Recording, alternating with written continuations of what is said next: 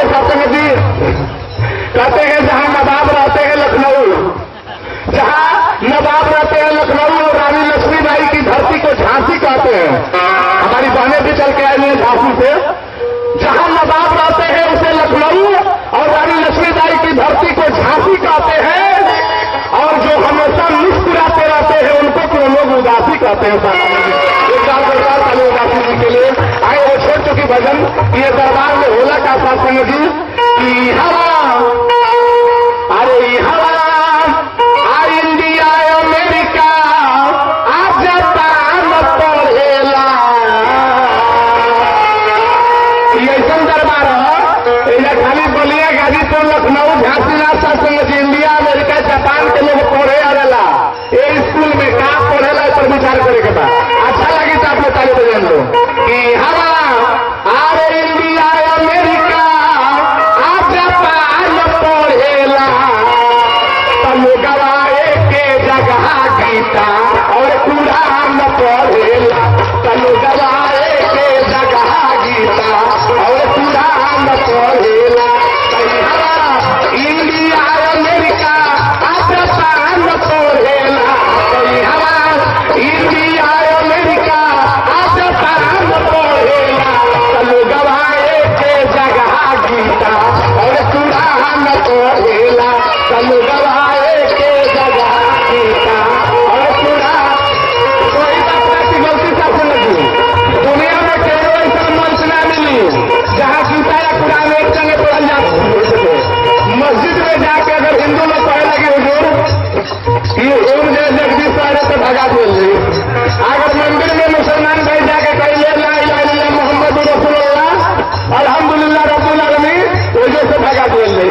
लेकिन ये ऐसा दरबार का शासन जी निरंकारी मिशन जैसे खुला मंच रहे का होला हिंदू पढ़े कलमा, ध्यान देने कीजिए शर्मान अरे हिंदू पढ़े कलमा और मुस्लिम पढ़े गीता, हिंदू पढ़े कलमा और मुस्लिम पढ़े शासन जी। हमने के संतोष राम जी बने और शासन जी कितना जिस बार में सारा चेहरा को अपना ही लगता है। आप सब लोग अपना घर को देखे बने शासन साफ देख रहे होगा। हमने के रमेश सिपाही जी आर के सिंधु मिन्ना संचालक जी आए शासन जी।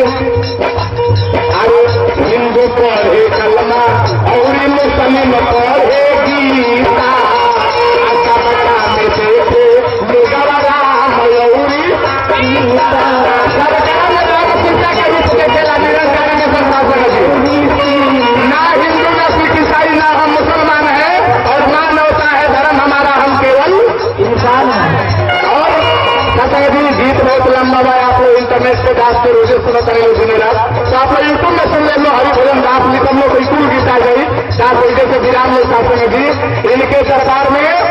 इनके दरबार में हर वक्त लब को खोला नहीं करते और जब चांद रूपी सतगुरु सामने बैठे हो तो सितारे बोला नहीं करते। यही से हमें सुनना है लेकिन आजाद बाबा खातिर एक लाइन ना बोलो तो वही खातिर का हमारी बने शासन है।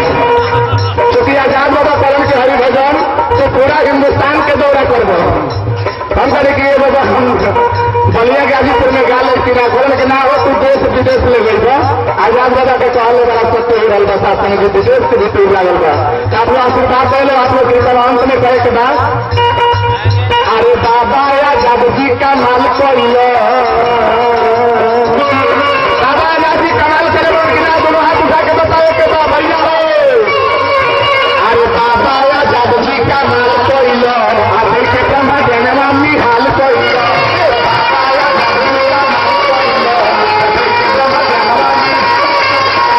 केकरा के आजादी से ज्ञान ले हाथ उठा के बताओ। बाप रे बाप सब लोग आजादी जी से जासो वजह से निकले बता समझे। आए हमने के संतोष राम जी रास्ता के अध्यक्ष माने स्वागत ना अभिनंदन दा। आरे तेरी के ब्रह्म जनरानी हाल कोइलो सतगुरु माता जी के कृपा से आजाद जी शासन खाली बलिया गाजीपुर में मिर्जापुर का गोल बचाए बिहार गोल बा कहाँ उनका समय गोल बा चुन्नू भैया हमने के साथ में थी तो सब लोग करिए आजाद जी के करिए। आरे तेरी के ब्रह्म जनरानी हाल कोइलो, तेरी के ब्रह्म जनरानी हाल कोइलो आए के आजाद जी का माल कोइलो, तेरी के ब्रह्म जनरानी हाल कोइलो आए के